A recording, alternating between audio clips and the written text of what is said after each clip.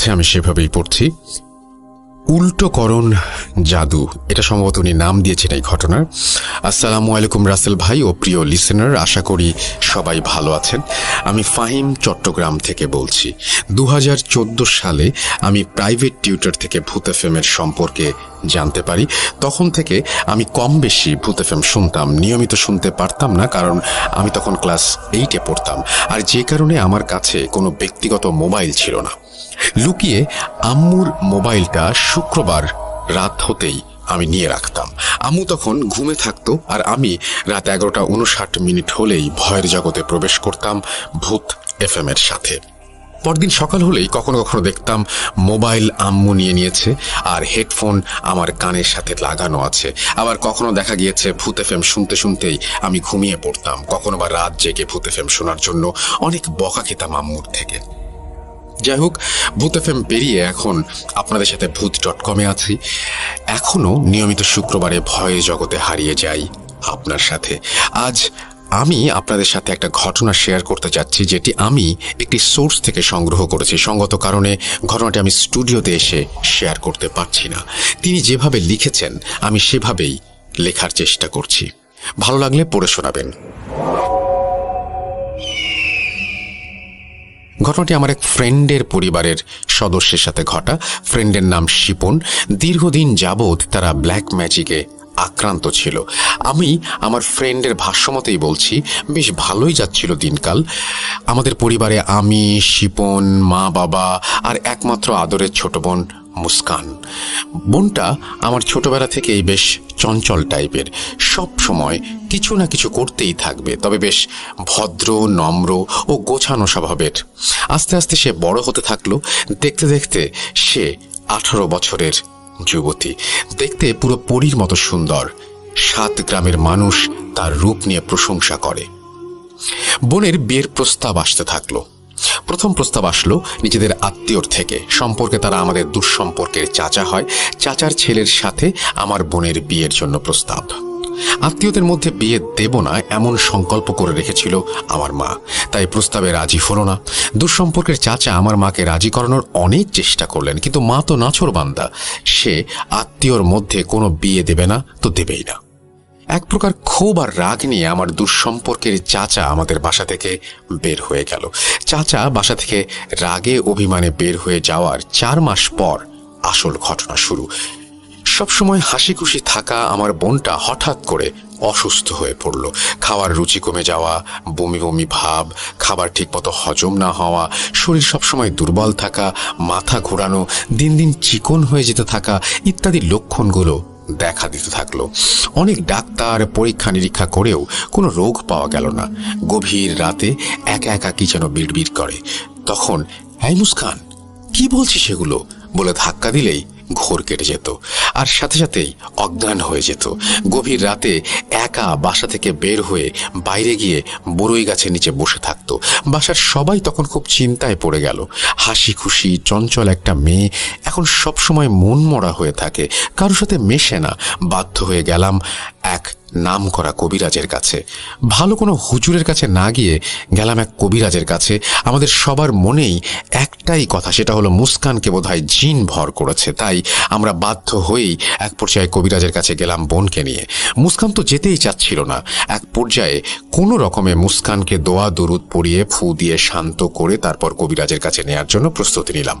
যে গ্রামের কবিরাজের কাছে গেলাম সেই গ্রামে কবিরাজের অনেক নাম ডাক। সেই কবিরাজের হাত থেকে আজ পর্যন্ত নাকি কোনো বদ জিন নিস্তার পায়নি। কবিরাজের কাছে অনেক বোতলবন্দি জিন আছে, সে নাকি জিন পালন করে। এবং কবিরাজ যেই টিনের ঘরে থাকে সেই ঘরের মাটির নিচে অনেক কঙ্কাল পাওয়া গিয়েছিল। যখন কবিরাজ তার ঘর সেখানে বানানোর কাজ করছিলেন তখন মাটি খুঁড়ে গুনে গুনে 26টি কঙ্কাল পান তিনি। কার কঙ্কাল, কাদের কঙ্কাল এসবের হদিস নেই। কবিরাজ সেই কঙ্কালগুলো তার জাদুর কাজে ব্যবহার করা শুরু করে, যদিও এই সব লোকমুখে শোনা। তো ঘটনায় আসি, বোনকে নিয়ে কবিরাজের ঘরে ঢুকলাম। কবিরাজের ঘরে অনেক ভিড়। আর হ্যাঁ, আমরা সন্ধ্যার পরে কবিরাজের বাসায় গিয়েছিলাম, কারণ সন্ধ্যার পর কবিরাজ তার আসর বসায়। প্রচুর লোকে ভরা। কবিরাজের ঘর পুরো হাউসফুল। পুরো ঘর অন্ধকার, চারিদিকে শুধু মোমবাতি আর মোমবাতি। সবাই যে যার সমস্যা কবিরাজের কাছে বলছে এবং সেই অনুযায়ী সমস্যার সমাধান নিচ্ছে। কবিরাজ তার কাজের বিনিময়ে একটা আস্ত গরু, এক হালি মুরগি, 7 নদীর পানি ইত্যাদি এই সব লোকদের কাছে চাচ্ছে। আস্তে আস্তে লোক কমছে।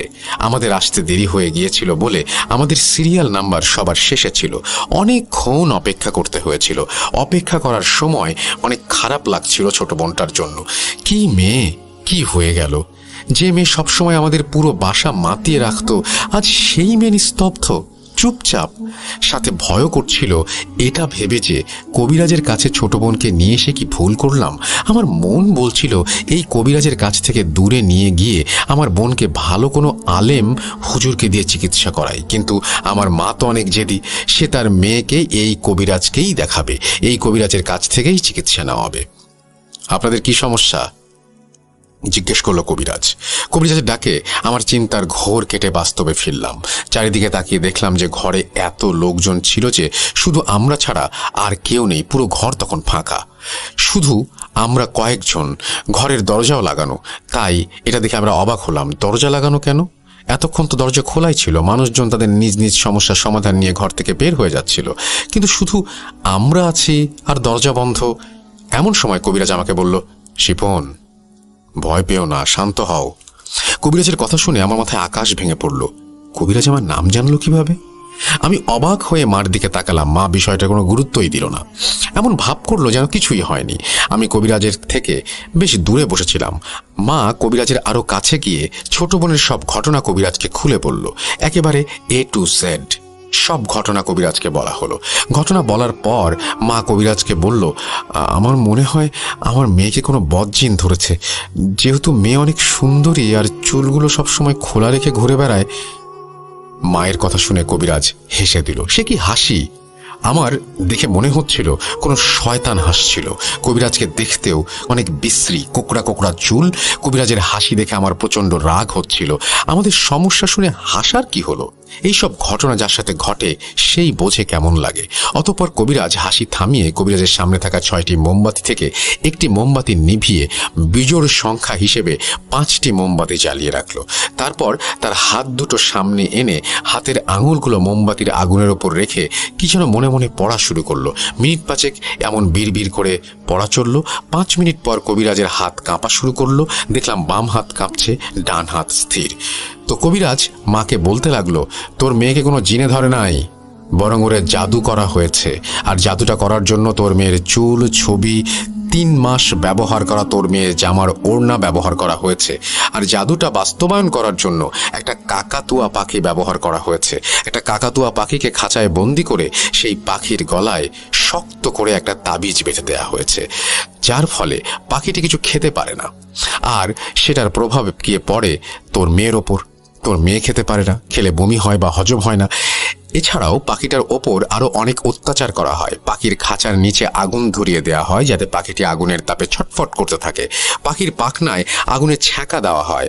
আর এর প্রভাব যখন তোর মেয়ের ওপর পড়ে তখন তোর মেয়েও ছটফট করতে থাকে, আর তাই ঘর থেকে বের হয়ে যায়। পাখিটি দিন দিন দুর্বল হয়ে যাচ্ছে, তাই তোর মেয়েও দিন দিন দুর্বল আর চিকন হয়ে যাচ্ছে। পাখিটি মারা গেলে তোর মেয়েও মারা যাবে। জাদু মূলত মাছ, পুতুল দিয়ে করা হয়, কিন্তু এটা একটু ব্যতিক্রমভাবে কাকাতুয়া পাখির ওপর করা হয়েছে। আর জাদুটা অনেক শক্তিশালী, কারণ জাদুটা করার আগে একটা শিশু বাচ্চাকে বলি দেয়া হয়েছে, এবং যে জাদুটা করিয়েছে সে চায় না তোর মেয়ে কোনোভাবে এই দুনিয়ায় বেঁচে থাকুক। এটুকু বলার পর কবিরাজ থামল। কবিরাজের কথাগুলো তীরের মতো আমার বুকে গিয়ে লাগছিল। বুকের ভেতরে এক অজানা চাপ অনুভব হচ্ছিল। কবিরাজের কথা বিশ্বাস হচ্ছিল না, আবার বিশ্বাস না করে উপায়ও পাচ্ছিলাম না। কারণ কবিরাজ যেভাবে ধাপে ধাপে সব বর্ণনা দিল তাতে সব সত্যি মনে হলো। এবার আমি চুপচাপ বসে থাকতে পারলাম না। রেগে গিয়ে কবিরাজকে অসভ্য সব গালাগালি দিতে লাগলাম। কবিরাজের বাচ্চা, তুই কি বলছিস এসব আবোল তাবোল? আমার বোনকে বদজিনে ধরেছে আর তুই টাকা খাওয়ার জন্য সেটাকে জাদু বলছিস, হ্যান ত্যান বলে আমাকে বুঝাচ্ছিস, এক থাবড়া মেরে, এই ইত্যাদি ইত্যাদি। তো তাকে ভণ্ডরণ্ড এই সমস্ত গালি দেওয়া হয়। আমার মা উঠে এসে আমাকে ধমক দিয়ে চুপ থাকতে বলল। এবার কবিরাজ আমার কথা শুনে আরো জোরে জোরে হাসতে লাগলো। এক পর্যায়ে হাসি থামিয়ে বলল, আরে তুই কি বুঝবি আমার ক্ষমতা? আমি যদি ভণ্ড হতাম তাহলে তোর নামই জানতাম না। তুই কি তোর নাম আমাকে বলেছিস? না, বলিসনি। তারপরেও আমি তোর নাম জানি, তোর বন্ধু কয়টা, তোর জীবনের সব কাহিনী জানি। কবিরাজের কথা শুনে আমি হাঁ হয়ে বসে আছি। আসলেই তো আমি কবিরাজকে আমার নাম বলিনি, তারপরেও সে আমার নাম জানে। আর শুধু নাম না, আমার ব্যাপারে সবই জানে। এখানে একটা কথা বলে রাখি, আমার তন্ত্র মন্ত্র কালো জাদু সম্পর্কে কোনো ধারণা ছিল না। এসবের ধারণা পরবর্তীতে হয়েছে। যাই হোক, আবার ঘটনায় ফিরে আসি। আমার মন তখন বলছিল এই কবিরাজ ভণ্ড, আর ব্রেন বলছিল না, কবিরাজ আসল, সে ভণ্ড না। এবার আমি চুপ করে বসে রইলাম।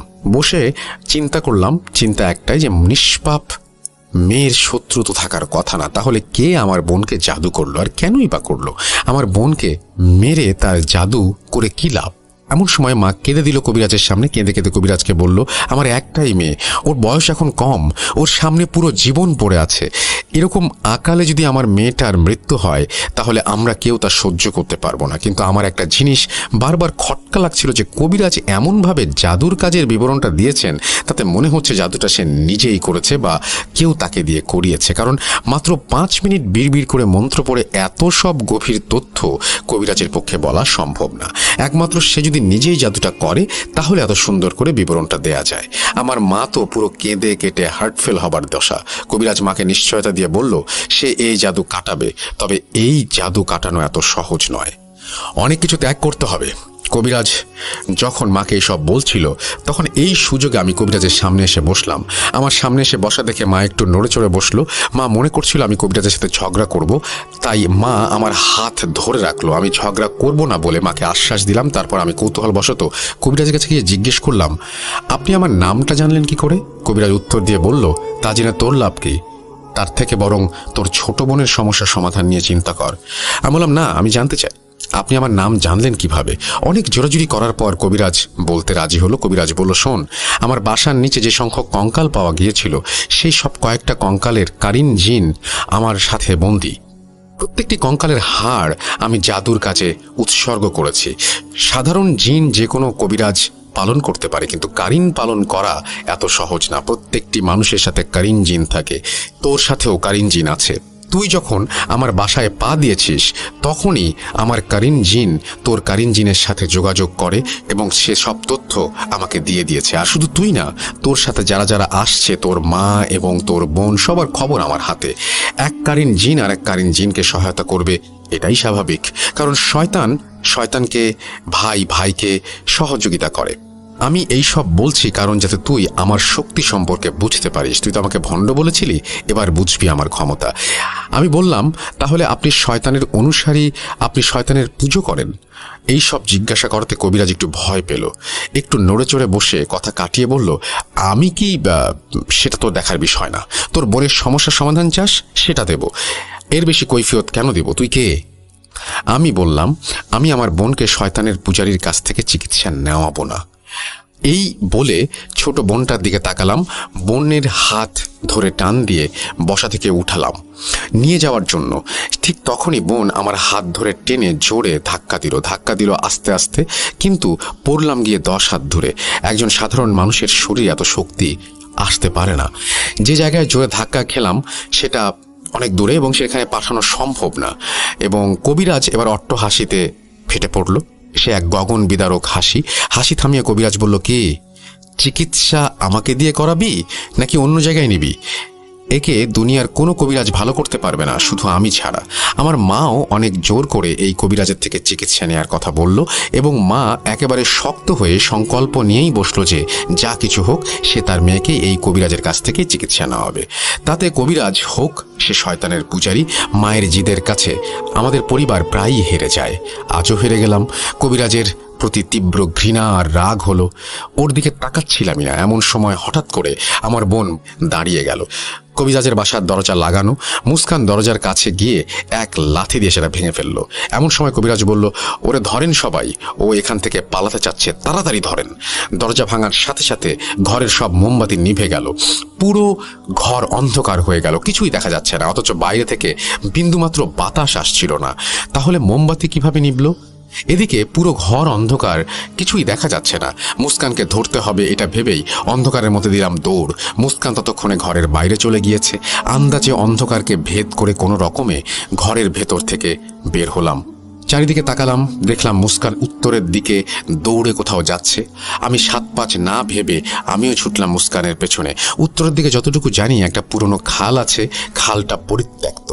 কবিরাজের বাসায় আসার আগে লোকমুখে খালটার অতীত শুনেছিলাম। যুদ্ধের সময় অনেক মানুষকে পাকিস্তান সেনারা গুলি করে এই খালে ফেলে রেখেছিল। অগণিত লাশ পাওয়া গিয়েছিল এখান থেকে। লাশ পাওয়ার পরও এই খালটাকে নিয়ে নানা ধরনের বিধিকিচ্ছা আছে। আমি চিন্তায় পড়ে গেলাম এটা ভেবে যে মুস্কান আবার খালে লাফ না দিয়ে দেয়, কারণ মুস্কান এখন আর ওর মধ্যে নেই। ওর শরীর, মাথা সবকিছুর নিয়ন্ত্রণ করছে অন্য কেউ। সেই ব্যক্তিটি কে এটা আমার যেভাবেই হোক জানতে হবে। এদিকে মুস্কানের পেছনে ছুটছি তো ছুটছি, মেয়েটা থামার কোনো লক্ষণ নেই।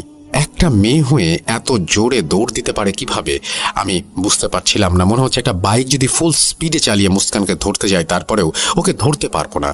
একবার পেছনে তাকালাম, আমার পেছনে আমার মাও আসছে। মুস্কানের দৌড়ের গতি দেখে আর বুঝতে বাকি রইল না যে ওই খালের দিকেই ও যাচ্ছে। আমি দৌড়ের স্পিড বাড়িয়ে দিলাম। মুস্কান যদি একবার খালে ঝাঁপ দেয় ওকে উদ্ধার করতে অনেক সমস্যা হবে। একে তো আমি সাঁতার জানি না, আবার তার উপরে এখন রাত। এদিকে আমার শরীর বেয়ে অজস্র ঘাম পড়ছিল, ঘামে পুরো শার্ট ভিজে টইটুম্বুর। তারপরেও দৌড়াতে থাকলাম চোখ বন্ধ করে। কি জানি কি হলো, মুস্কান যখন খালটায় ঝাঁপ দিতে যাবে ঠিক তখনই আমি ওর হাতটা ধরে ফেলি। কিভাবে ওর নাগাল পেলাম সেটা মাথায় ঢুকলো না। যেদিকে ওর দৌড়ের সাথে আমার দৌড়ের স্পিড মিলাতে পারছিলাম না, সেদিকে আমি ওকে কিভাবে ধরতে পারলাম। যাই হোক, এখন আর এইসব ভাবার সময় না। মুস্কানের হাত ধরতেই মুস্কান হাত ছাড়ানোর চেষ্টা করছে। হাত ছাড়াতে না পারায় মুস্কান রেগে গিয়ে আমার বাম গালে কষে একটা থাপ্পড় বসিয়ে দিল। হাতের 5 আঙুল বসল সেই মুখে। 5 জন মিলে থাপ্পড় দিলে যেমন লাগে সেরকম একটা থাপ্পড়। গাল ফুলে বালিশ হয়ে গিয়েছিল। একটা মেয়ের এত শক্তি থাকার কথা না। থাপ্পড় খেয়ে রেগে গিয়ে আমি কয়েক থাপ্পড় ওর গালে মেরে দিলাম। মুস্কান থাপ্পড় খেয়ে জ্ঞান হারিয়ে ফেললো। এদিকে ভালোই হলো, কারণ ওকে কবিরাজের বাসায় নিয়ে যেতে সুবিধা হবে। কারণ বেহুশ থাকাকালীন ও কোনোভাবেই কবিরাজের বাসা থেকে বেরোতে পারবে না। এমন সময় মা আসলো। মায়ের দিকে তাকিয়ে দেখলাম মা কথা বলতে পারছে না, শুধু হাঁপাচ্ছে, শ্বাস নিতে কষ্ট হচ্ছে, কিছু বলতে পারছে না। তাছাড়া কি বা বলবে, বলার তো কিছু নেই। জীবনে যা ঘটেনি আজ তা ঘটতে চলেছে, দেখতে হচ্ছে সেসব। এত সুন্দর আমাদের সংসার ছিল, আর সেই সংসারের কার বদনজর পড়লো। এদিকে আমি আর মা দুজনে মিলে মুস্কানকে ধরে ধরে আবার কবিরাজের ঘরে আনলাম। দেখলাম কবিরাজ ধ্যানে মগ্ন আর বিড়বিড় করে কি যেন পড়ছে। আমাদের আশার ইঙ্গিত পেয়ে কবিরাজ তার ধ্যান ভাঙল। ধ্যান ভেঙেই আবার সেই পুরনো হাসি। কবিরাজ আমাদের দেখে হাসি থামিয়ে বলল, আর একটুর জন্য তুই তোর বোনকে হারাতি। একবার খালে পড়ে গেলে বোন সোজা পাতাল লোকে চলে যেত। আমি কবিরাজকে জিজ্ঞেস করলাম, পাতাল লোক কি? কবিরাজ বলল, পাতাল লোক হলো পানির নিচের স্থান, যেখানে বেশ কিছু বদজিন বাস করে। আর যেই খালটায় তোর বোন গিয়েছিল ওই খালটার তলদেশে 12টি বদজিন আছে। আর প্রতি শনিবার আর মঙ্গলবার তারা মানুষ নেয়। যদি কেউ ওই খালটায় নামে তাহলে সে আর ফেরত আসে না। কয়েকদিন পরে সেই ব্যক্তির লাশ ভেসে ওঠে, তাই খালটি পরিত্যক্ত। আমি কবিরাজকে বললাম, আপনি তো আমাদের সাথে দৌড় দেননি, তাহলে মুস্কান ওই খালের দিকে যাচ্ছিল সেটা আপনি জানলেন কিভাবে? কবিরাজ আবার হেসে বলল, আমি যদি জিন না পাঠিয়ে তোকে হেল্প না করতাম তাহলে তুই তোর বোনকে বাঁচাতে পারতি না। আমি জিন পাঠিয়ে তোর বোনকে আটকিয়েছিলাম। আটকানোর ফলে তোর বোন আর দৌড়াতে পারে নাই, যার কারণে তুই তোর বোনের হাতের নাগাল পেয়েছিস। কথাগুলো আমার কাছে বেশ বেশি বেশি হয়ে যাচ্ছিল। ওই কবিরাজের অনেক অহংকার আর গর্ব নিজের ক্ষমতা নিয়ে, কিন্তু ও জানে না অহংকার পতনের মূল। এগুলো মনে মনে বলছিলাম। কবিরাজের কথা শুনে আমি একটু চুপ থেকে কবিরাজের থেকে একটু দূরে চলে গেলাম। মুস্কান মাটিতে পড়ে আছে। কবিরাজ উঠে এসে মুস্কানের চারিদিকে গোল বৃত্ত আঁকলো। বৃত্ত আঁকার পর বৃত্তের ভেতরে আবার কিছু আঁকলো। মিনিট 10 চলল আঁকা আঁকি। এদিকে সময় রাত 9টার বেশি হয়ে গেছে। কবিরাজ রাত 10টার পর তার আসর তুলে নেয় আর রোগী দেখে না। যাই হোক, সব কিছু করার পর কবিরাজ ধ্যানে বসলো। ধ্যান চলাকালীন মা সামনে গিয়ে বসলো। কবিরাজ ধ্যান করতে করতে চোখ বন্ধ করে ফেলে। এবার আগের মতো আবার কবিরাজের বাম হাত কাঁপতে থাকলো, কিন্তু ডান হাত স্থির ছিল। এক পর্যায়ে কবিরাজ মাকে বলল, এই জাদু কাটা যেমন সম্ভব না, ঠিক তেমনি অসম্ভব না। স্বয়ং ইবলিশকে খুশি করে একটা নিষ্পাপ বাচ্চা বলি দিয়ে জাদুর কাজ করা হয়েছিল বলে এই জাদু কাটানো সহজ নয়। জাদু কাটাতে হলে সব বিজোড় সংখ্যার জিনিস জাদু কাটাতে উৎসর্গ করতে হবে, যেমন 7 নদীর পানি, 5 মোড়ে থেকে একটা আস্ত খাসি জবাই করে তার মাংস, একটি মুরগি, এইসব বলে কবিরাজ ধ্যান ভাঙল। মা কবিরাজকে জিজ্ঞেস করলেন, আপনি আর বলে থেমে গেলেন কেন? আর কি লাগবে? কবিরাজ উত্তরে বলল, আর লাগবে 3টি নিষ্পাপ শিশু, যাদেরকে বলি দেয়া হবে শয়তানের নামে। কারণ জাদুটা করা হয়েছিল একটা শিশুকে বলি দিয়ে, তাই জাদু কাটাতে একের অধিক 3টি শিশু লাগবে। কবিরাজের কথা শুনে আমার চোখ রক্তচুম্বীর মতো হয়ে গিয়েছিল। পাগল কবিরাজ কি বলে এগুলো? এখানে একটা কথা বলে নেই, আমার সহজেই রাগ উঠে যায়। বলতে পারেন আমি অনেক রাগী মানুষ। যাই হোক, রেগে গিয়ে কবিরাজকে বললাম, আপনি তো দেখছি খাঁটি শয়তানের পূজারী। আপনাকে দিয়ে আমার বোনকে চিকিৎসা করাবো না। আমার বোনের জন্য 3টি বাচ্চার জীবন শেষ করতে পারবো না। আপনি আমার বোনকে ভালো কোনো আলেম বা হুজুরকে দিয়ে কোরআন এবং সুন্নাহ অনুযায়ী চিকিৎসা করান। কবিরাজ উত্তরে বলল, দেখ, কাটা দিয়ে কাটা তুলতে হয়। শয়তানি জাদু একমাত্র শয়তানের পূজারীরাই কাটাতে পারে। আমি তখন বললাম, তার মানে আপনি স্বীকার করলেন আপনি শয়তানের পূজারী? কবিরাজ বলল, হ্যাঁ, আমি শয়তানের পূজারী। এটা তো দেখার বিষয় না। তোর হাতে তোর বোনকে বাঁচানোর সময় খুব কম, কারণ কাকাতুয়া পাখিটা মরণের পথে। পাখিটা মরে গেলেই তোর বোনও মরে যাবে। আর বোনকে বাঁচাতে চাইলে কথা কম বল, আর তোর মায়ের কথা শোন। এদিকে মা আমার দিকে রাগান্বিত হয়ে তাকিয়ে আছে। আমি আর কিছু বললাম না। আমি রেগে কবিরাজের ঘর থেকে বেরিয়ে গিয়েছিলাম। বাকি ঘটনা আমার মার মুখ থেকে শোনা, তাই তার ভাষাতেই বলছি। তুই যখন কবিরাজের ঘর থেকে বেরিয়ে গেলি, তখন আমি তোর হয়ে কবিরাজের কাছে মাফ চাইলাম। উত্তরে কবিরাজ বলল, মাফ চাইতে হবে না, শিপন তো ছোট মানুষ, ওর তেমন জ্ঞান হয় নাই। আমি কবিরাজকে জিজ্ঞেস করলাম, আচ্ছা, এইসব ছাড়া কি অন্য কোনোভাবে জাদু কাটানো যায় না? এমন প্রশ্ন জিজ্ঞেস করায় কবিরাজ চিন্তায় পড়ে গেল। কিছুক্ষণ ভেবে বলল, আছে একটা উপায়, সেটা হলো উল্টাকরণ জাদু। আমি জিজ্ঞেস করলাম, উল্টাকরণ জাদু কি? উত্তরে কবিরাজ বলল, যদি কোনো ব্যক্তি কাউকে মেরে ফেলার জন্য বা ক্ষতি করার জন্য জাদু করে এবং সেই জাদু উল্টিয়ে উল্টো করে জাদু করতে চাওয়া ব্যক্তিটিকেই জাদুতে আক্রান্ত করানোর পদ্ধতিকেই বলে উল্টোকরণ জাদু। আচ্ছা, আমি একটু বুঝিয়ে বলি। যে ব্যক্তি জাদু করেছিল তাকেই যদি এই পদ্ধতির মধ্যে নিয়ে এসে ফেলা যায়, মানে উল্টিয়ে দিয়ে তারই ক্ষতি করতে চাওয়া হয়, সেটাকেই বলে উল্টাকরণ। অর্থাৎ তোর মেয়েকে যে ব্যক্তি জাদু করেছে সেই ব্যক্তিকেও এই জাদুতে আক্রান্ত করা যাবে। তোর মেয়ের জাদু উল্টিয়ে ওই ব্যক্তির কাছে চলে যাবে আর তোর মেয়ে সুস্থ হয়ে যাবে। এর ফলে ওই ব্যক্তি নিজের জালে নিজেই ফাঁসবে। আমি ভীষণ খুশি হয়ে কবিরাজকে উল্টোকরণ জাদুর কথা বললাম। এতে এক ঢিলে 2 পাখি মারা হবে। একদিকে আমার মেয়ে ভালো হবে, অন্যদিকে যে জাদু করেছিল তাকে শাস্তিও দেওয়া যাবে। আমার কথা শুনে কবিরাজ মুখ গম্ভীর করে বসে আছে। আমি কিছু বলতে যাব, এমন সময় দেখলাম কি যেন ভাবছে। আমি হাতে ধাক্কা দিতেই কবিরাজের হুঁশ ফিরল। আমি জিজ্ঞাসা করলাম, কি হলো? উল্টোকরণ জাদুটা করুন। কবিরাজ বলল, আজ আর হবে না, 10টা বেজে গেছে, আমার আসর বসার সময় শেষ। আমি বললাম, তাহলে এখন কি করব? সমস্যার সমাধান তো হলো না। কবিরাজ বলল, আমি 2টা তাবিজ দিয়ে দিচ্ছি, এটা মুস্কানের বাম হাতে পরাবি, আরেকটি ওর কোমরে বেঁধে দিবি, তাহলে আর সমস্যা হবে না। কালকে আসিস, আর তাড়াতাড়ি আসিস। সাথে করে 1 হালি দেশি মোরগ আর 1 দামে কেনা 5 কেজি মিষ্টি নিয়ে আসিস। মনে রাখিস, মিষ্টি কেনার সময় কোনো দরদাম করবি না। বিক্রেতা যে দাম চাইবে সেই দাম নিয়ে আসবি।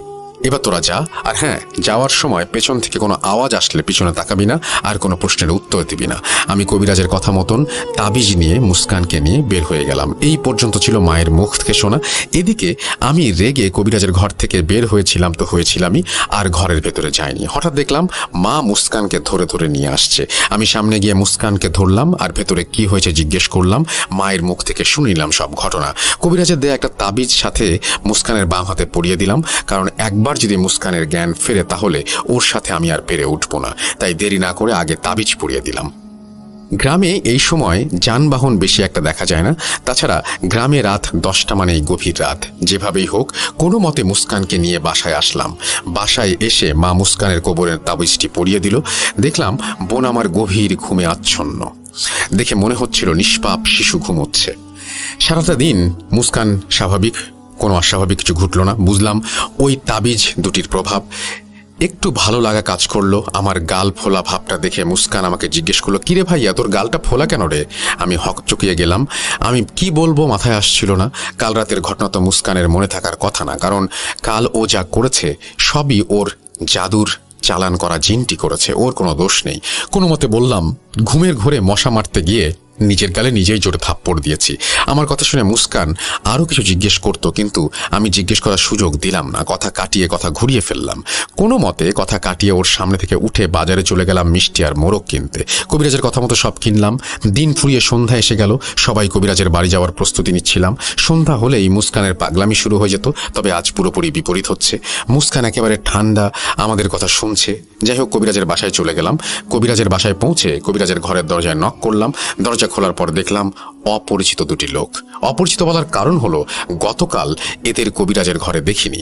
ভাবলাম হয়তো এরা কবিরাজের কাছে চিকিৎসা নিতে এসেছে, কিন্তু দরজা খোলার সাথে সাথে লোক দুজন কবিরাজের আসনের দিকে গিয়ে দাঁড়িয়ে রইল। তাছাড়া ঘরে আর কোনো লোকজন নেই, নেই কোনো সিরিয়াল। এমন সময় কবিরাজ আসলো। কবিরাজ এসে আমাদের দিকে ইঙ্গিত করে সামনে বসতে বলল। আমি কবিরাজকে জিজ্ঞেস করলাম, এরা দুজন কে, আর আজকে আপনার রোগীরা কোথায়? উত্তরে কবিরাজ বলল, আজকে আমি আসরই বসাই নাই। আজকের দিন রবিবার, আজকে আমি রোগী দেখি না। আজকে তোদের সমস্যা শেষ করার জন্য তোদেরকে আসতে বলেছি। আর এই দুইজন লোক হলো আমার আজকের সহযোগী, আমার কাজে সাহায্য করবে। আমি ঘরের চারদিকটা ভালো করে দেখলাম যে গতকালের তুলনায় আজকে মোমবাতি বেশি। গতকাল ছিল 6টি, আজকে 20টির ওপরে। তার মধ্যে ছোট বড় সব সাইজের। কবিরাজ তার ধ্যান শুরু করলো। ধ্যান চলাকালীন তার দুজন সহযোগী একটা বড় কাগজ নিয়ে আসলো। কাগজের সাইজটা একটু বেশি বড়। কাগজ এনে কবিরাজের হাতের নিচে রাখলো। তারপর কবিরাজের হাতে কবুতরের পাখনা ধরিয়ে দেয়া হলো। খেয়াল করে দেখলাম পাখনায় লাল রং দিয়ে কিছু একটা পেঁচানো, দেখতে রক্তের মতো লাগছে। আমি কবিরাজকে জিজ্ঞেস করলাম, পাখনায় কি রক্ত লাগানো? উত্তরে কবিরাজ বলল, না, পাখনায় জাফরান রং লাগানো। তারপর কবিরাজ জাফরানের কালি দিয়ে কাগজের ওপর এক বিশেষ ছক আঁকলো। ছকের মধ্যে আরবিতে কি যেন লিখলো। প্রতিটি ছকে একটা একটা করে আরবিতে কিছু না কিছু লেখার পর আমার কাছে মোরগ আর মিষ্টি চাইলো। আমি মার কাছ থেকে নিয়ে কবিরাজকে এক হালি মোরগ আর মিষ্টি দিলাম। কবিরাজ তার হাতের কাগজটা মাঝ বরাবর কেটে 2 ভাগ করে নিল। এক ভাগ বাম পাশে আর এক ভাগ ডান পাশে দিল। কবিরাজের সহযোগীরা একটা ধারালো চাকু এনে কবিরাজের হাতে দিল। কবিরাজ এক এক করে মোরগ নিয়ে বাম পাশে কাগজের ওপর এক টানে গলা কেটে ফেললো। রক্তগুলো কাগজের ওপর পড়তে থাকলো। এইভাবে একে একে সব মোরগগুলিকে সে বলি দিল এবং শয়তানের নাম উচ্চারণ করতে থাকলো। আমি শুধু চেয়ে চেয়ে দেখছিলাম কবিরাজের কাণ্ডগুলো। একে একে সব মোরগ বলি দেওয়ার পর সব মিষ্টিগুলো ঢেলে দেওয়া হলো কবিরাজের ডান পাশে থাকা কাগজের ওপর। এরপর কবিরাজের সহযোগীরা 2টা কাগজ ধরে নিয়ে ঘর থেকে বের হয়ে গেল। তাদের বের হওয়া দেখে আমি জিজ্ঞেস করলাম, তারা কোথায় গেল মিষ্টি আর মোরগগুলি নিয়ে? উত্তরে কবিরাজ বলল, তারা ওই উত্তরের পরিত্যক্ত খালটায় নিয়ে গেছে। সেই খালটায় থাকা জিনরা তোর বোনের জাদু কাটাতে সাহায্য করবে বলেছে আমায়, তাই তাদের খুশি করার জন্য এগুলো পাঠালাম। আমি কবিরাজের কথা শুনে হাঁ হয়ে আছি। আমার অবাক হওয়া নিয়ে কবিরাজ বেশি মাথা ঘামালো না। এদিকে কবিরাজ গতকালের মতো আজকে আবার একটা বৃত্ত আঁকা শুরু করে দিল। বৃত্তের ভেতর আবার ছোট কিছু বৃত্ত আঁকলো। আঁকা শেষে মুস্কানকে ডাকা হলো।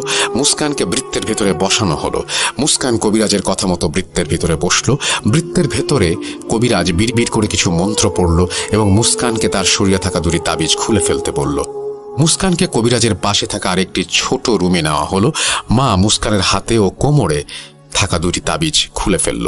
তাবিজ খুলে এনে আবার বৃত্তের মধ্যে বসানো হলো। এদিকে ভাবছিলাম কখন এই নাটক শেষ হবে, আমার মন মুক্ত হবে। তাবিজ খুলে বৃত্তের মধ্যে বসানোর সাথে সাথে ঘরের আবহাওয়া যেন পরিবর্তিত হয়ে গেল। ঘরটা আস্তে আস্তে অস্বাভাবিক ঠান্ডা হয়ে গেল। এমন সময় কবিরাজ বলল, কেউ ভয় পাবেন না, ভয় পেলে মুস্কানের ক্ষতি হবে, সবাই শান্ত থাকবেন। কবিরাজের কথা মতো চুপ করে বসে আছি। এমন সময় কবিরাজ মুস্কানকে বলল, তুমি তোমার হাতের তাবিজটা পরে নাও আবার। কবিরাজের কথা মতো মার কাছ থেকে তাবিজটা নিয়ে মুস্কান আবার হাতে পরে ফেললো। কবিরাজ আবার ধ্যানে গেল। কিছুক্ষণ পর ধ্যান থেকে ফিরে বলল, জাদুটা করেছে তোমার দুঃসম্পর্কের একজন চাচা। কবিরাজ চাচার নাম বলল। চাচার নাম বলা মাত্রই আমরা সবাই চিনে ফেললাম। উত্তেজিত হয়ে কবিরাজকে জিজ্ঞেস করলাম, কিন্তু সে কেন জাদু করবে? তার সাথে আমাদের তেমন কোনো শত্রুতা নেই। কবিরাজ আমাদের কথা শুনে জিজ্ঞেস করলো, তোর চাচা কি কয়েক মাস আগে তোর বাসায় এসেছিল? প্রশ্নের উত্তরে আমরা হ্যাঁ বললাম। এবার কবিরাজ বলল, যখন তো চাচা এসেছিল তখন কি সে তার ছেলের জন্য মুস্কানের হাত চেয়েছিল, অর্থাৎ বিয়ে দিতে চেয়েছিল, এবং তাতে তোরা অসম্মতি জানিয়েছিলি? আমরা সম্মতি দিলাম। কবিরাজ বলল, তোর চাচার ছেলে যখন ছোট ছিল তখন থেকেই সে ভেবে রেখেছিল মুস্কানের সাথে তার ছেলের বিয়ে দেবে। এছাড়াও তোদের সম্পদের ওপরও তার লোভ ছিল, যেটা সে মুস্কানের মাধ্যমে হাতিয়ে নেওয়ার স্বপ্ন দেখছিল। যখন তোর মা আর তুই না করলি তখন সে রেগে মুস্কানের ঘরে গিয়ে মুস্কানের ব্যবহৃত চিরুনি থেকে চুল, ঘর থেকে ওড়না নিয়েছিল, আর ছবি তার কাছে আগে থেকেই ছিল। হয়তো কোনোভাবে সে ছবিটি সে কারো কাছ থেকে সংগ্রহ করেছিল। কবিরাজের কথা শুনে আমার কানে যেন বাজ পড়ল। কি বলছে এগুলো? মা কবিরাজের কথায় রেগে গেল, বলল, আপনি জলদি উল্টাকরণ জাদুর কার্যক্রম শুরু করুন। অতঃপর কবিরাজ তার সামনে কিছু কাঠ দিয়ে আগুন ধরালো আর চোখ বন্ধ করে অনেক মন্ত্র পাঠ করে আগুনে ফু দিল। এভাবে চলল 15-20 মিনিট। এরপর কবিরাজ মুস্কানের হাতে একটা চাকু ধরিয়ে বলল, এবার তুমি তোমার বাম হাতের কনিষ্ঠ আঙুলের মাথা কেটে রক্ত এই আগুনে দাও। তারপর ডান হাতের বৃদ্ধাঙ্গুলির মাথা কেটে রক্ত এই আগুনে দাও। তোমার মাথার একটি চুল ছিঁড়ে এই আগুনে দাও। তারপর সবশেষে তোমার গায়ের ওড়নায় এই আগুনে দাও। মুস্কান তার মায়ের দিকে তাকালো। মা হ্যাঁ বোধক সম্মতি দিলে মুস্কান কবিরাজের কথা মতন আগুনে সব দিয়ে দিল। আস্তে আস্তে আগুনে দেয়া জিনিসগুলো পুড়তে শুরু করলো। এখানে আমি একটা জিনিস লক্ষ্য করে দেখলাম যে আগুনে দেওয়ার পর জিনিসগুলো এমনভাবে পুড়ছিল যে জিনিসগুলো যেন পুড়তে চাইছিল না। স্বাভাবিকভাবে আগুনে ওড়না দিলে সেটা আগুন লেগে যাবার কথা, আবার ওড়না ছিল সুতি কাপড়ের, তারপরও ওড়নাটিতে আগুন ধরছিল না। কবিরাজ একটা কাঠের টুকরো দিয়ে ওড়নাটিতে ভালোভাবে আগুন ধরিয়ে দিল। এরপরে ওড়নাটিতে আগুন ধরছিল না। আমি এই দৃশ্য দেখে আমার চোখ বড় বড় হয়ে গিয়েছিল এবং আমি বড় বড় দৃষ্টিতে আগুনের দিকে তাকিয়েছিলাম। এদিকে কবিরাজ তার সহযোগীদের তেল আনতে বলল। ভাবলাম হয়তো কেরোসিন তেল আনতে পাঠিয়েছে, কিন্তু সহযোগীরা যখন একটা মিনি সাইজের বোতলে তেল নিয়ে আসলো দেখলাম তেলের রং কালো। কবিরাজকে জিজ্ঞেস করলাম, এটা কিসের তেল? উত্তরে কবিরাজ বলল, এটা জাদুর কাজে ব্যবহৃত এক বিশেষ তেল।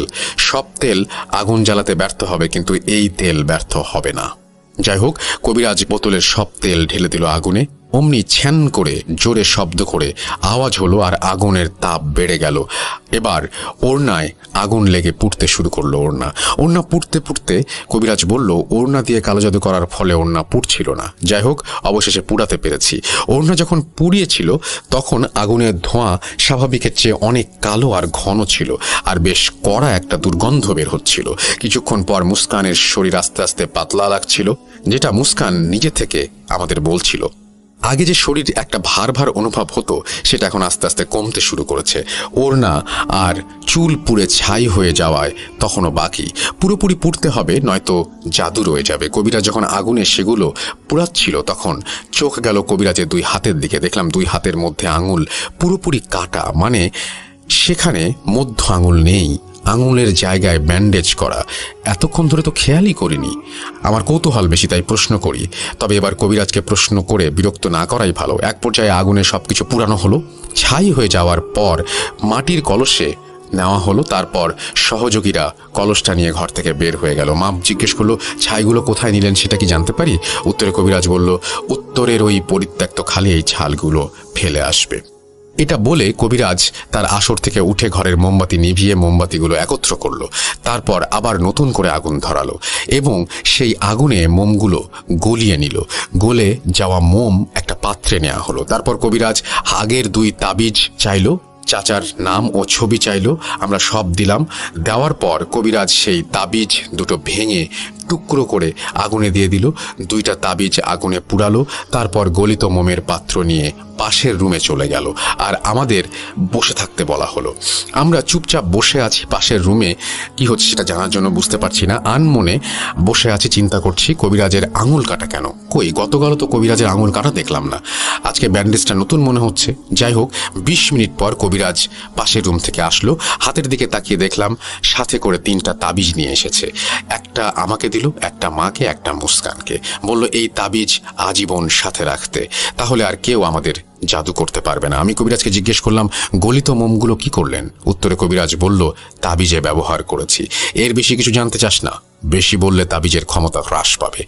এরপর মা কবিরাজকে জিজ্ঞেস করলেন, উল্টাকরণ জাদু কি সম্পূর্ণ হয়েছে? উত্তরে কবিরাজ বলল, হ্যাঁ, সম্পূর্ণ হয়েছে। যে জাদু করেছিল তার জাদু এখন তার উপরেই পতিত হয়েছে। এখন তোদের সেই দূর সম্পর্কের চাচা আস্তে আস্তে মারা যাবে। সে যে উল্টাকরণ জাদুর শিকার হয়েছে সেটা সে কখনো বুঝবে না। কাকাতুয়া পাখিটি মারা যাবে আর শিপনের চাচাও মারা যাবে। কিন্তু এই উল্টাকরণ জাদুর প্রভাব বাস্তবায়ন করবে ওই উত্তরের পরিত্যক্ত খালের জিনগুলো। তারাই মূলত জাদুটি চালিয়ে যাবে।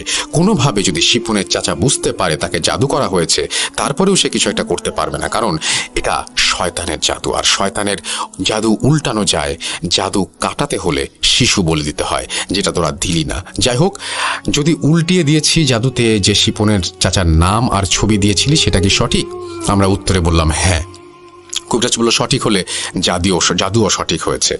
শিপনের চাচা যদি আর জাদু করার চেষ্টা করে তাহলে আমার তাবিজের কারণে ব্যর্থ হব। আমার এখানে একটা প্রশ্ন আছে, সেটা হচ্ছে যে এই আপনারা তো কেবলই জানলেন যে এই শিপনের চাচা যে সেই চাচাই জাদু করেছে, তাহলে ছবিটি আপনারা কোথায় পেলেন? ছবিটি সঙ্গে করে এনেছিলেন কিনা বা আপনাদের সঙ্গে ছবিটি ছিল কিনা? যাই হোক, আবারও পড়ছি, সবসময় তাবিজ পরিধান করে থাকবি, কোনো সময় খুলবি না। এরপর কবিরাজ মুস্কানকে সেই কালো তেলের বোতল দিল, যেটা আগুনের তাপ বাড়াতে ব্যবহৃত হয়েছিল। তেল দিয়ে মুস্কানকে বলল, এই তেল শাহাদাত আঙুলে নিয়ে মাখবি, অন্য কোনো আঙুলে ব্যবহার করবি না, শুধু শাহাদাত আঙুল দিয়ে বারবার তেলটি মাখবি। সকাল সন্ধ্যা মাখবি আর গোসলের আগে মেখে গোসল করবি। এখন বাসায় গিয়ে তেলটা মাখবি, তারপর সাথে সাথে গোসল করে ফেলবি, দেরি করবি না। এবার কবিরাজ তার হাদিয়া হিসেবে একটা আস্ত খাসি, একটা ধুতি, সিঁদুর, চমচম, যে কোনো একটা পুরনো কবরের এক মুষ্টি মাটি, এ সমস্ত চাইল। কবিরাজ কোনো টাকা চাইল না, শুধু এগুলোই চাইল। তার হাদিয়ার পরিমাণ শুনে অবাক হলাম। কবিরাজ তার অন্যান্য রোগীর কাছ থেকে তো টাকা নেয়, তার যে নির্ধারিত ফি আছে সেটা নেয়, কিন্তু আমাদের কাছ থেকে টাকার বদলে কেন এগুলো চাচ্ছে? এই সব ভাবতে ভাবতে কবিরাজ আবার বলল, আর হ্যাঁ, এগুলো সব মুস্কানের হাতে কেনাবি। আমি কৌতূহলবশত জিজ্ঞেস করলাম, আপনি তো টাকা নেন, তাহলে আমাদের কাছ থেকে টাকা নিলেন না কেন? কবিরাজ উত্তরে বলল, তোদের কাহিনী অন্য 10টা কাহিনী থেকে আলাদা। তোদের সাথে কি ঘটেছে সেটার ব্যাখ্যা একমাত্র আমিই জানি। তোর বোনের ওপর যে জাদু করা হয়েছে সে জাদু 1000-এ 1টা হয়, আর আমার জীবনে এমন জাদু কখনো দেখিনি, আর অভিজ্ঞতাও নেই। আমি বললাম, অভিজ্ঞতা না থাকলে উল্টাকরণ জাদু করলেন কিভাবে? কি বলেন? আপনার কথা আগামাথা কিছু বুঝি না। কবিরাজ বলল, আমার জাদুর আর কবিরাজির সিংহভাগী অবদান কারিন জিনগুলোর। যতদিন আমার হাতে কারিন জিনগুলো বন্দী আছে ততদিন আমার কবিরাজি জীবন আছে। এখন এসব কথা বাদ, এখন তোরা যা। মুস্কানের বিশ্রাম প্রয়োজন, বাসায় নিয়ে ওকে তেলটা মাখিয়ে গোসল করিয়ে নিবি। গোসলটা জরুরি। আরেকটা কথা ভালোভাবে মনে রাখবি, তাবিজ কোনো মতেই শরীর থেকে খোলা যাবে না। ভুলে যাস না, জাদু কিন্তু কাটে নাই, শুধু উল্টিয়ে দেয়া হয়েছে। উল্টানো জাদু আবার উল্টাবে না এর কোনো গ্যারেন্টি নাই। যাই হোক, কালকে হাদিয়ার জিনিসগুলো নিয়ে আসবি, আর আসল কথাটা মনে রাখিস, সবগুলি মুস্কানের হাতে কিনাবি। মুস্কানের হাতে না কিনালে কিন্তু ধরা পড়ে যাবি, আর উল্টাকরণ জাদুতেও ক্ষতি হবে। আমি বললাম, হাদিয়া জিনিসগুলো দিয়ে কি করবেন? কবিরাজ বলল, নতুন ক্ষমতা হাসিল করব। বিস্তারিত তোকে কেন জানাবো? তুই কে? যা এখান থেকে, আমি বিশ্রাম নেব। এদিকে রাতে 11টার কাছাকাছি। এত রাতে মুস্কানকে নিয়ে যেতেও ভয় লাগছিল। মাঝপথে সেই উত্তরের পরিত্যক্ত খালটি পড়ে। যদিও সেই জিনগুলো এখন আমাদের বন্ধু, কিন্তু প্রশ্ন রয়ে গেল, কবিরাজের হাতের আঙুল কাটা কেন? যাই হোক, কালকের হাদিয়ার জিনিসগুলো নিয়ে এসে কবিরাজকে সেই প্রশ্নটি করব। এইসব ভাবতে ভাবতে মুস্কান আর মাকে নিয়ে কবিরাজের ঘর থেকে বের হয়ে গেলাম। তখন রাত 11টা। গ্রামের রাস্তা বুঝতেই পারছেন, কাঁচা রাস্তা, তার উপর গতকাল বৃষ্টি হয়ে গেছে। রাস্তা ওই রকম লাগেনি, তারপরেও ভয়টা ছিল। যদিও ভয়টা লাগেনি, তারপরেও কোনো একটা অস্বস্তি ছিলই আর কি। তো জিনেরা ভরসার পাত্র নয়, কখন কি করে ফেলে তার কোনো ধারণা নেই। মনে মনে বলছি, খালটার দিকে না তাকিয়ে সোজা নাক বরাবর হেঁটে চলে যাব।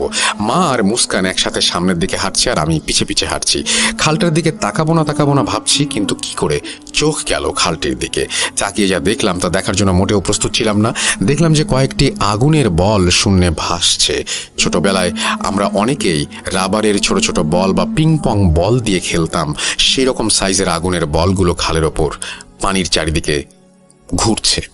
এই দৃশ্য দেখে আমার কলিজা ফেটে যাওয়ার উপক্রম হলো। জোরে একটা চিৎকার দিলাম। চিৎকারের আওয়াজ শুনে মা আর মুস্কান পেছন ফিরে তাকিয়ে দ্রুত আমার কাছে সে জিজ্ঞেস করলো, কিরে, কি হয়েছে? হঠাৎ এত জোরে চিৎকার দিলি? আমি তো না আছি কোনো কথা শোনার অবস্থায়, না আছি কোনো কথা উত্তর দেওয়ার অবস্থায়, শুধু আঙুল দিয়ে খালের দিকটায় তাকাতে বললাম। মা আঙুলের ইশারা বুঝতে পেরে খালের দিকে তাকিয়ে বলল, কই, কি দেখাস? খালের দিকে আঙুল তুললি কেন? আমি তৎক্ষণাৎ তাকালাম, কিছুই নেই। আগুনের বল নেই, কিন্তু আগুনের বলগুলো তো এতক্ষণ সেখানেই ছিল, আর বলগুলো সিরিয়ালে সাপের মতো লম্বা আকার ধারণ করেছিল। কিন্তু নিমিষে এক পলকে সেই বলগুলো গায়েব হয়ে গেল। বুঝলাম সবই জিনেদের কারসাজি। তাড়াতাড়ি মাকে বললাম, কিছু না, পরে বলবো, আগে বাসায় চলো।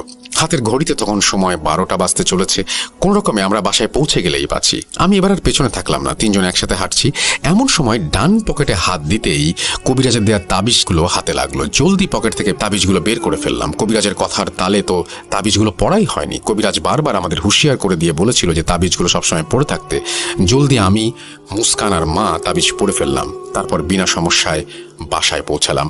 বাসায় পৌঁছে মুস্কান গোসল করতে চাচ্ছিল না এত রাত হওয়ার কারণে, কিন্তু কবিরাজ জোর গলায় বলেছে বাসায় গিয়ে তেলটা মেখে গোসল করতে হবে। মা জোর করে মুস্কানের শরীরে তেল মেখে দিল। তারপর গোসল করানো হলো। তারপর থেকে নিয়মিত তেল মেখে গোসল করা চলতে থাকলো। তবে একটা জিনিস খুব খেয়াল করলো যে গোসলের পানি একেবারে কুচকুচে কালো ছিল। যেহেতু তেল কালো সেহেতু পানি কালো হওয়াটা স্বাভাবিক, কিন্তু পানিটা অনেক ঘন কালো ছিল, যেটা তেলের থেকেও বেশি কালো। দেখে মনে হচ্ছিল শরীর থেকে জাদুর প্রভাব ধুয়ে ধুয়ে পড়ছে। তারপর আর তেমন কোনো অস্বাভাবিক কিছু ঘটেনি। আস্তে আস্তে মুস্কান স্বাভাবিক হতে লাগলো। ওর বমি বমি ভাবটা কমলো। বমি ঠিকই হতো, খাওয়ায় অরুচি ছিল, তবে এই সমস্যা দূর হতে আরও 1-2 মাস লেগেছিল। তারপর মুস্কান স্বাভাবিক, আর কোনো সমস্যা হয়নি। রাসেল ভাই, ঘটনাটা আজ থেকে অনেক বছর আগের। ঘটনার প্রমাণ চাইলে শিপন তার বন্ধুকে ওর বাড়িতে বেড়াতে নিয়ে যায়। সেখানে এই ঘটনার অনেক আলামত তাকে দেখায়। আর রিফতি অর্থাৎ শিপনের বন্ধু নিজেও মুস্কানের পাগলামি দেখেছে যখন ওকে কবিরাজের কাছে নেওয়া হয়নি, অর্থাৎ কবিরাজের কাছে নেওয়ার আগে। এখানে একটা প্রশ্ন আছে, উল্টাকরণের পর শিপনের ওই দূরসম্পর্কের চাচার কি অবস্থা হয়েছিল? শিপন রাগে, ক্ষোভে আর ঘৃণায় সেই চাচার আর খবর রাখেনি। তবে শিপনের এক ফুপি ছিল যার কাছ থেকে পরবর্তীতে শিপন জানতে পেরেছিল ওই চাচা পরবর্তীতে পাগল হয়ে গিয়েছিল। তার ছেলে তাকে মানসিক হাসপাতালে ভর্তি করায়। ভর্তি করার 1 সপ্তাহ পর রাতে সেই হাসপাতালের ছাদ থেকে পড়ে শিপন চাচার মৃত্যু হয়। ছাদ থেকে কিভাবে পড়লো, আর রাতে কেন ছাদে উঠলো, আর হাসপাতালের স্টাফদের চোখ ফাঁকি দিয়ে কিভাবে ছাদে উঠেছিল, সে সমস্তই রহস্য রয়ে গেছে। যাই হোক, বর্তমানে শিপন তার পরিবারের সাথে জার্মানিতে আছে। সেখানে নাগরিকত্বও পেয়ে গেছে। দেশে আসার কোনো সম্ভাবনা নেই। মুস্কানের বিয়ে হয় জার্মানির এক সুপ্রতিষ্ঠিত ছেলের সাথে। ছেলে ব্যবসায়ী। বর্তমানে তারা সুখে আর শান্তিতে আছে। আর হ্যাঁ, তারা তিনজনই তাবিজগুলো এখনো পড়ে থাকে। যেহেতু চাচা মারা গেছে সেহেতু আবার জাদুর সম্ভাবনাও নেই। তারপরেও মানুষের শত্রু তো আর শেষ নেই। এক শত্রু গেলে আরও কত শত্রু সেজে আছে তার কোনো হিসাব নেই। তাই তারা সবসময় এই 2021 সালেও তাবিজ পড়ে থাকে। যে কোনো মূল্যে তাবিজ শরীর ছাড়া করে না তারা। বিশেষ কিছু কথা জানা যায়, কবিরাজ এখন আর নেই। কবিরাজের যেই কারিন জিনগুলো বন্দি করেছিল সেই জিনগুলোকে মুক্ত করে সেই কবিরাজি ছেড়ে দেয়। এর ফলে তার এক নির্মম পরিণাম ঘটেছিল। এই কবিরাজের ঘটনা লিখব, কালোজাদুর নির্মম পরিণাম। এই ঘটনার কালোজাদু নিয়ে অনেক তথ্য জানতে পারবেন। আর এই তথ্যগুলো শিপন কবিরাজের হাদিয়ার জিনিসগুলো দিতে গিয়ে জানতে পেরেছিল। কবিরাজ ঠিক কী কারণে কারিন জিনগুলোকে মুক্ত করেছিল, কেন কবিরাজি ছেড়েছিল, সেটা লিখব, কালোজাদুর নির্মম পরিণাম এই শিরোনামে। ঘটনা যদি সিলেক্টেড হয় পরের সপ্তাহে কালোজাদুর নির্মম পরিণাম লিখব। ঘটনাটি ঘটে আমাদের যশোর জেলার বাহাদুরপুর এলাকাতে। ঘটনাটি প্রায় 1985 সালের দিকে ঘটে যায়। লিসনার, আপনারা যারা গ্রামের ঘটনা বেশি পছন্দ করেন, আজকের এই ঘটনাটি স্পেশালি তাদের জন্য। এই ঘটনাটি সম্পূর্ণ গ্রামের ঘটনা। কথা না বাড়িয়ে ঘটনায় চলে যাই। মূলত এই ঘটনাটির সূত্রপাত বিলে মাছ ধরাকে কেন্দ্র করে। এই ঘটনার কারণে দীর্ঘদিন এলাকার মানুষেরা বিভিন্ন ভোগান্তিতে থাকে। আর একের পর এক ভয়ঙ্কর সব ঘটনা ঘটতে থাকে গ্রামের মানুষের সাথে। আমি প্রথমে আপনাদেরকে এই ঘটনার স্থানের একটু বর্ণনা দেই। গ্রামটি ছিল বেশ বড়। এই গ্রামে ছিল খুব বড় একটি বিল, এবং বিলের একটু ওপরেই ছিল একটি বড় মেহগনি বাগান। মেহগনি বাগানের পাশে একটি খোলা মাঠ। আর সেই মেহগনি বাগান পার করেই ঠিক পাশেই একটি বড় বাঁশ বাগান, যে বাঁশ বাগানের ভেতরে ছিল একটা গ্রাম্য কবরস্থান। সময়টা তখন আষাঢ় মাস, চারিদিকে শুধু পানি আর পানি। তখন গ্রামের অধিকাংশ জায়গাতে পানিতে ডুবে গিয়েছিল। পানিতে ডুবে যাওয়ার কারণে সৃষ্টি হয়েছিল বিশাল বিল। আর ওই সব বিলের পানিতে প্রচুর মাছ পাওয়া যাচ্ছিল। যেহেতু আমরা জানি বর্ষাকালে বিলে নানা রকম মাছ পাওয়া যায়, সেহেতু গ্রামের অনেকেই রাতে এবং দিনে বিভিন্নভাবে মাছ ধরত। একদিন রাতের ঘটনা এটি।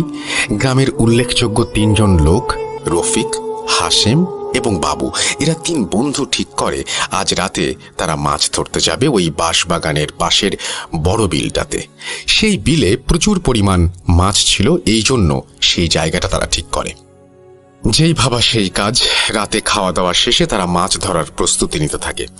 তারা 3 জন রাত আনুমানিক 10টার দিকে বের হয়ে যায় বাড়ি থেকে মাছ ধরার উদ্দেশ্যে। এবং বলে রাখা ভালো, ওই দিনটি খুব মেঘলা ছিল এবং থেমে থেমে বৃষ্টি হচ্ছিল। ওই বাঁশবাগান আর কবরস্থান পার হয়ে একটা মাঠ, তারপরে সেই বিল। তারা 3 জন মাছ ধরার জন্য সেখানে চলে যায় এবং মাছ ধরার জন্য নেমে পড়ে বিলের মাঝে। কিন্তু একটা অবাক করা বিষয় হলো, তারা অনেকক্ষণ ধরে চেষ্টা করে কিন্তু কোনো মাছ পাচ্ছিল না। তারা ভাবে যে আকাশ মেঘলা, যার জন্য তারা মাছ পাচ্ছে না। আমরা অনেকেই জানি বৃষ্টি হলে মাছ পাওয়া যায় না, এরকম সময় মাছেরা পানির তলদেশে থাকে। তারা যেহেতু মাছ পাচ্ছিল না, এর জন্য তাদের ভেতরে থাকা 2 জন হাশেম এবং বাবু সিদ্ধান্ত নেয় তারা আজ আর মাছ ধরবে না, তারা বাড়িতে চলে যাবে। কিন্তু তাদের ভেতরে রফিক একটু জেদি প্রকৃতির মানুষ ছিলেন। বাকি 2 জন হাশেম এবং বাবু যখন বাড়িতে যাওয়ার কথা বলে, তখন রফিক বলে, তোরা যা, আমি মাছ না ধরে বাড়ি যাব না আজ। তাকে অনেকবার নিষেধ করে তারা 2 জন যে রাতে একা মাছ না ধরার জন্য। হাশেম এবং বাবু রফিককে অনেকবার অনুরোধ করে তাদের সাথে বাড়িতে যাবার জন্য, কিন্তু সে নাছোড়বান্দা জেদ ধরে বসে রইল তাদের কথা না শুনে। এদিকে হাশেম এবং বাবু রফিককে সাথে না নিয়ে যাবে না, কারণ তারা জানতো এই বিলে অনেক আজব আজব ঘটনা ঘটে। গ্রামের লোকমুখে অনেক আজব আজব কথা শুনেছে তারা এই বিলকে কেন্দ্র করে। অনেক জোরাজুরির পরেও রফিককে রাজি করাতে পারল না তারা, এবং হাশেম আর বাবু বাধ্য হয়ে রফিককে রেখে বাড়ি চলে আসলো। কে জানতো ওই দিন রাতে রফিকের সাথে এমন খারাপ কিছু ঘটবে। ওই দিন রাতে আর রফিক বাড়িতে ফেরেনি। ভোরবেলাতে রফিকের বাড়ির লোক হাশেম এবং বাবুর বাড়িতে আসে খোঁজ নিতে। তারা এসে বলল রফিক নাকি সারা রাত বাড়িতে আসেনি। তখন হাশেম ও বাবু সবাই মিলে রফিককে খোঁজার জন্য বের হয়ে যায়। খুঁজতে খুঁজতে তারা সেই বিলের কাছে আসে গত রাতে যেখানে মাছ ধরতে বসেছিল। সেখানে পৌঁছে সবাই যেটা দেখে সেটা অনেক দুঃখজনক একটি বিষয়। তারা দেখে রফিকের লাশ বিলের পানিতে ভাসছে। তারা যখন সেই লাশটিকে কাছে আনে, তখন তারা লাশটি দেখে আরো ভয় পেয়ে যায়। তারা দেখে রফিকের শরীরে মাথা নেই, মাথাটা আলাদা করা, গলা কাটা অবস্থায় পাওয়া যায় রফিককে, এবং তার শরীরের বিভিন্ন জায়গায় বড় বড় ক্ষত।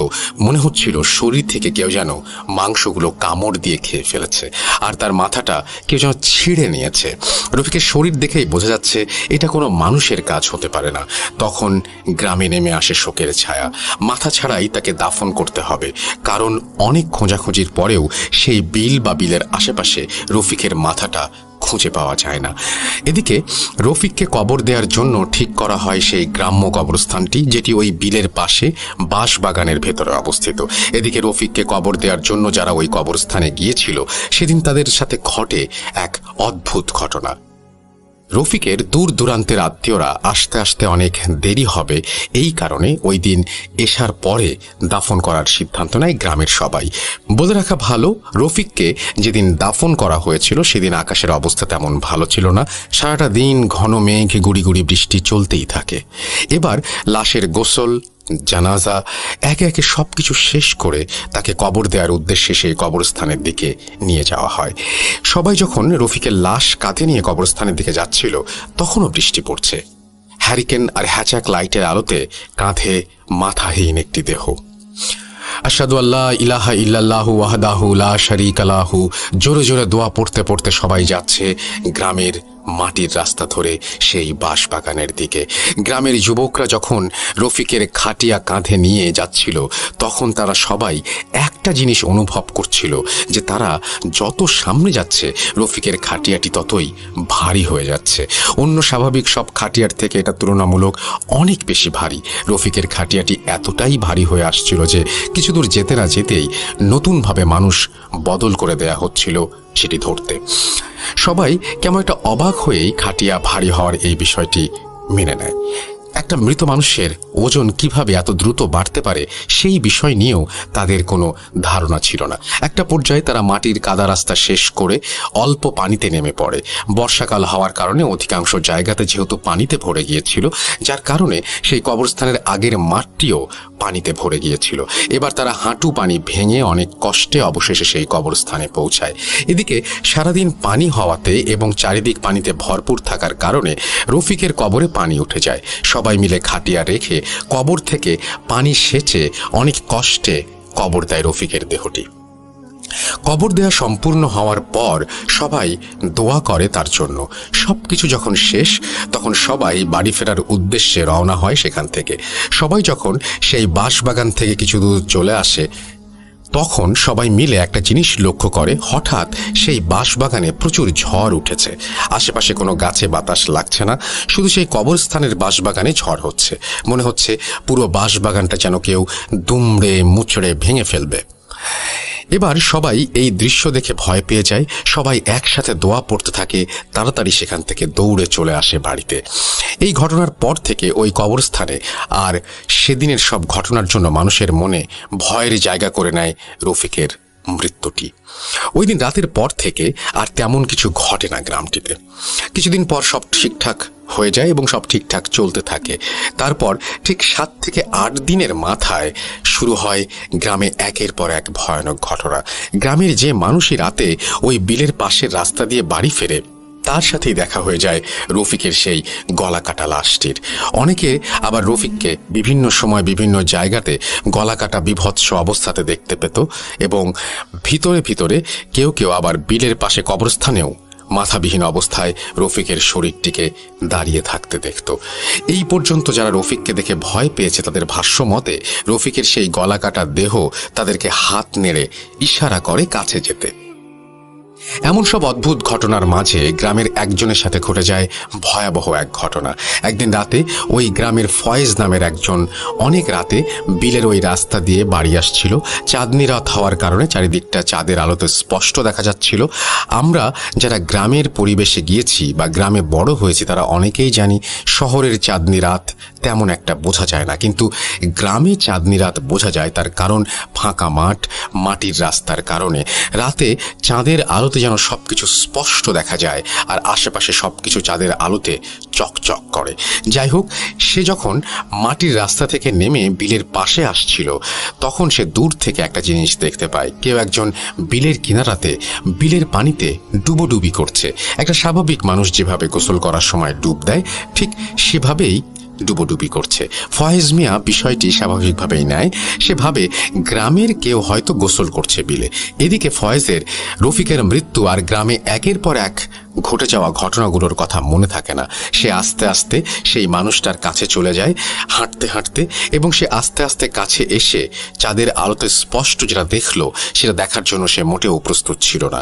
সে দেখে একজন পানিতে ডুবডুবি করছে, কিন্তু তার মাথা নেই, গলার ওপরের কিছু অংশ আছে। তার সামনে মাথাবিহীন একটা শরীর পানিতে ডুব দিচ্ছে আর উঠছে।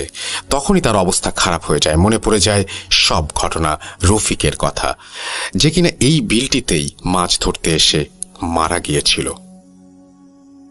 চোখের সামনে রফিকের গলাকাটা শরীরটিকে দেখে তার আর বুঝতে বাকি রইল না তার সাথে আজ কি ঘটতে চলেছে। সে ভয়ে জোরে একটা চিৎকার দেয়। সে যখন চিৎকার দিয়ে দৌড় দিতে যাবে, ঠিক সেই মুহূর্তে সেই গলাকাটা শরীরটি মুহূর্তের ভেতর তার কাছে চলে আসে এবং তার পা টেনে তাকে বিলের মাঝে নিয়ে যেতে থাকে। তখন সে প্রাণপণে চেষ্টা করে মাটি আঁকড়ে ধরে রাখার জন্য। অনেকক্ষণ এভাবে ধস্তাধস্তি হয় আর সেই মাথাবিহীন রফিকের শরীরটি তাকে টানতেই থাকে। একসময় তার কানে ভেসে আসে দূরের মসজিদে থেকে ফজরের আজান। আজান শোনার সাথে সাথেই সেই শরীরটি তাকে ছেড়ে দিয়ে বিলের পানিতে দ্রুত মিলিয়ে যেতে থাকে এবং তখনই সে কোনো একটা গায়েবী আওয়াজ পায় এবং সেখান থেকে সে সেদিনের মতো রক্ষা পায়। এত কিছুর পর আর জ্ঞান ধরে রাখা তার পক্ষে সম্ভব ছিল না। সে আল্লাহু আকবার বলে চিৎকার দিয়ে জ্ঞান হারায়। তার যখন জ্ঞান ফেরে, তখন সে দেখে ওই বিলের মাঝে রাস্তাতেই পড়ে আছে আর কয়েকজন বয়স্ক মুরব্বী তার সামনে দাঁড়িয়ে আছে, যারা কিনা ওই রাস্তা দিয়ে ফজরের নামাজ পড়ার জন্য যাচ্ছিল। পথের মধ্যে তাকে পড়ে থাকতে দেখে তারা ডাক দেয়। এইবার সেই লোকগুলো ফয়েজকে জিজ্ঞাসা করে তার সাথে কি হয়েছে। হয়েছিল। এরপর ফয়েজ তার সাথে ঘটে যাওয়া সমস্ত ঘটনা খুলে বলে। এবার ফয়েজ বলতে থাকে, যখন সে এদিক দিয়ে বাড়ি ফিরছিল তখন আনুমানিক রাত 11টার মতো বাজে, আর এখন ফজরের ওয়াক্ত। কিন্তু এই পুরো রাত কিভাবে কাটলো। আবার সে বলে যে ঘটনাটি ঘটেছিল সেটি তার কাছে পুরো সময়টা মনে হয়েছিল 3-4 মিনিটের মতো একটা ব্যাপার, কিন্তু এত সময় কিভাবে কাটলো। যাই হোক, এবার ফয়েজ মুরব্বীদের অনুরোধ করে তাকে একটু বাড়িতে দিয়ে আসতে। এরপর ফয়েজকে তারা বাড়িতে পৌঁছে দেয়। এই ঘটনার পর ফয়েজ গুরুতর অসুস্থ হয়ে যায়, জ্বর, এবং সেই সাথে ফয়েজের শরীর আস্তে আস্তে শুকিয়ে যেতে থাকে। এভাবে দিনের পর দিন খারাপ অবস্থায় রূপ নিতে থাকে ফয়েজের অসুস্থতা। ফয়েজের পরিবার তাকে নিয়ে চিন্তায় পড়ে যায়। কোনো ডাক্তার, কবিরাজ, কোনো কিছুতেই কাজ হচ্ছে না, ফয়েজ সুস্থ হচ্ছে না। এদিকে ফয়েজের সাথে ঘটে যাওয়া ঘটনার পর থেকে প্রতি রাতেই ফয়েজ ঘুমের মাঝে প্রচন্ড রকমের চিৎকার চেঁচামেচি শুরু করে। আর চিৎকার চেঁচামেচির এক পর্যায়ে বলতে থাকে, আমাকে ছেড়ে দে, আমি যাব না, আমাকে নিষ্ণা পানির মাঝে ওই গলাকাটা আমাকে নিয়ে গেল, তোরা আমাকে বাঁচা। এভাবে দিন দিন সে প্রায় পাগলের মতো হয়ে যেতে থাকে। তার পরিবারের মানুষরা অনেক ডাক্তার, কবিরাজ দেখিয়েও তার কোনো উন্নতি করতে পারে না। এর মাঝেই ফয়েজের সাথে ঘটে যাওয়া ঘটনার 3-4 দিন পরেই গ্রামের আর এক লোক মঞ্জু মিয়া এবং তার গরুর সাথে ঘটে যায় এক মর্মান্তিক ঘটনা, যে ঘটনার পর মঞ্জু মিয়াকে তার একটি হাত আর গরুকে হারাতে হয় প্রাণ। মঞ্জু মিয়া পেশায় একজন কৃষক। সে ফসলি জমিতে চাষাবাদ করত। রোজকার মতো সেদিন খাওয়া দাওয়া শেষে দুপুরে মাঠে যায় এবং মাঠে জন্মানো ঘাস নেড়ে দেবার কারণে সে সেখানে গিয়েছিল। মাঠের কাজ শেষ করতে করতে আসরের আজান দিয়ে দেয়। সে কাজ শেষ করে মাঠেই আসরের নামাজ পড়ে। নামাজ শেষ করে সে বাড়িতে আসে। বাড়িতে আসার পর তার স্ত্রী জানায় তাদের একটি গরু এখনো বাড়িতে ফেরেনি, গরুকে পাওয়া যাচ্ছে না। এদিকে সন্ধ্যা হয়ে যাচ্ছে, তার ওপর অন্ধকারে একা একা গরু খোঁজা সম্ভব না। সে দ্রুত বাড়ি থেকে বের হয়ে যায় এবং তার হারিয়ে যাওয়া গরুটি খুঁজতে থাকে। পুরো গ্রাম খুঁজে গরুটিকে, কিন্তু এদিকে মাগরিবের আজান দিয়ে দেয়। আজান দেওয়ার কারণে সে নামাজ পড়তে চলে যায়। নামাজ শেষ করে সে বাড়িতে এসে দেখে গরুটি ফিরেছে কিনা। এসে দেখে গরুটি বাড়িতে আসেনি। এবার সে বাড়ি থেকে একটি হ্যারিকেন নিয়ে শেষবারের মতো গরুটি খোঁজার জন্য বের হয়। যেহেতু মাগরিবের আগে সে গ্রামের অন্য সাইডে খুঁজেছে, গরুটিকে পায়নি। শুধুমাত্র সেই রফিকের কবর দেওয়া বাঁশবাগান আর বিলের ওই দিকে খোঁজা বাকি রয়ে গিয়েছিল। এই কারণে সে গরুটি হয়তো সেই বিলের দিকে যেতে পারে ভেবেই সেই দিকে খুঁজতে যায়। যেহেতু কিছুক্ষণ আগেই সন্ধ্যা হয়েছে, তাই ভয় না পেয়ে একটি হ্যারিকেন হাতে একা একাই চলে যায় বিলের দিকটায়। সে যখন মেহগনি বাগান পার হয়ে রফিকের কবরের পাশ দিয়ে যাচ্ছিল, তখন কবরের কিছু দূরে সামনে একটা ঝোপের মতন, গরুর মতন কি যেন একটা দাঁড়িয়ে আছে সে একটু বুঝতে পারে, এবং সে একটা আবছায়া একটা কিছু দেখতে পারে। আরও কাছে যেতেই সে দেখে তার সেই সাদা গরুটি সেই ঝোপের ভেতরে দাঁড়িয়ে আছে। সে ভাবতে থাকে যেহেতু অন্ধকার হয়ে যাচ্ছে, এর কারণে বোধহয় গরুটি বাড়ি চিনতে পারছে না, পথ ভুল করে চলে এসেছে এখানে এবং দাঁড়িয়ে আছে। তখন সে তার হ্যারিকেনের পুরো আলোটির জোর বাড়িয়ে দিয়ে গরুকে জোরে জোরে ডাকতে থাকে আর গরুর দিকে এগোতে থাকে গরুটি ধরার জন্য। সে যখন গরুর কাছে চলে যায় এবং গরুটি ধরতে যায়, তখনই সেই গরুটি ভয়ে আতঙ্কিত হয়ে লাফ দিয়ে রফিকের কবরের কাছে চলে যায়। এবার মঞ্জু মিয়া তার হ্যারিকেনের আলোটি কমিয়ে দেয়, এটা ভেবে যে গরুটি হয়তো ভয় পেয়েছে। এবার সে অন্ধকারে টিপে টিপে গরুটির একেবারে কাছে চলে আসে এবং গরুটিকে ধরতে যাবে, ঠিক তখনই সে একটা শব্দ শোনে আর তার কানে শব্দ আসতে থাকে রফিকের কবরের অন্য পাশ থেকে। শব্দটি এমন ছিল যে কুকুরের মুখে মাংসের হাড় নিয়ে কামড়াকামড়ি করে যেরকম একটা শব্দ হয়, ওই রকম ধরনের একটা শব্দ। সে প্রথমে ভয় পায়নি বিষয়টিতে, স্বাভাবিকভাবেই নেয়, সেভাবে হয়তো আশেপাশে শেয়াল আছে। অনেক সময় খাবারের খোঁজে শেয়াল নতুন কবরের মাটি খোঁচাখুঁচি করে। সে এবার অন্ধকারে সেই শেয়াল আকৃতির পশু দুইটাকে তাড়া দেয়, কিন্তু অবাক করার বিষয় পশু দুইটি সেখান থেকে একটুও নড়ে না। সে এবার ভয় পেয়ে যায়, কারণ শেয়াল থাকলে তো তাড়া দিলেই চলে যাবে, কিন্তু এই জন্তু দুটি কি? সে এবার সামনে থাকা জন্তুগুলি কি সেটি স্পষ্ট দেখার জন্য ভয়ে ভয়ে হাতে থাকা হ্যারিকেনটির আলোর জোর বাড়িয়ে দেয়। হ্যারিকেনের আলো বাড়িয়ে দিয়ে রফিকের কবরের দিকে তাকায়। সেদিকে তাকিয়ে হ্যারিকেনের আলোতে সে যেটা দেখতে পায় সেটা বোধহয় আমরা কেউই এই মুহূর্তে দেখতে চাইব না। সে দেখে তার সামনে শেয়ালের মতো মুখওয়ালা দুটি বিশাল আকৃতির জন্তু তার দিকে রাগান্বিতভাবে তাকিয়ে আছে। তাদের মুখে মাংসের টুকরো ঝুলছে। সেই জন্তুগুলো রফিকের কবর থেকে রফিকের সেই মাথা কাটা দেহটি উপরে তুলে এনে মাংস ছিঁড়ে ছিঁড়ে খাচ্ছে। তাদের মুখে হ্যারিকেনের আলো পড়তেই তারা মঞ্জু মিয়ার দিকে তাকায়। এবার সে প্রচণ্ড ভয় পেয়ে আল্লাহকে বলে চিৎকার দিয়ে সেখান থেকে যাওয়ার চেষ্টা করে।